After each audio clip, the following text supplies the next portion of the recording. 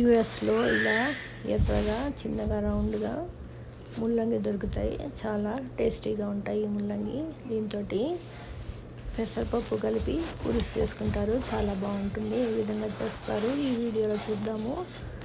దీనికి గాను ముందర పెసరపప్పు కొంచెం దోరగా వేయించుకొని నీళ్లు పోసి కుక్కర్లో పెట్టి 3 విజిల్స్ దాకా మెత్తగా ఉడికించుకోవాలి. ఇవి బాగా భూమిలో ఉంటాయి కాబట్టి శుభ్రంగా కడుక్కోవాలి.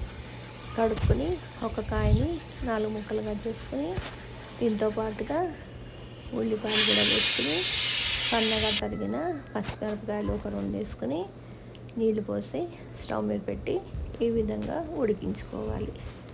కుక్కర్లో పెడితే మరీ మెత్తగా అయిపోతాయి ఇవి, అందుకని ఈ విధంగా ఉడికించుకోవాలి. మనం ముక్క చూస్తే ఈ విధంగా మెత్తగా అయినప్పుడు ఇంకా ఉడికించడం ఆపేసి మనం ఉడికించి పెట్టుకున్న పెసరపప్పు వేసుకొని చిటికెడు చింతపండు రసం పోసుకోవాలి. దీనికి పెసరపప్పును బాగా మెత్తగా చేసుకొని నీళ్ళలాగా అది ఇందులో పోసుకోవాలి.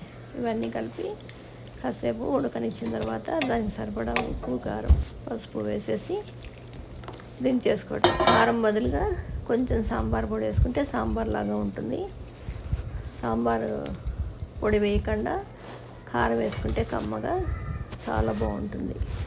పెసరపప్పు పులుసు ఈ విధంగా చేసుకుంటారు. మీరు కూడా ట్రై చేయండి.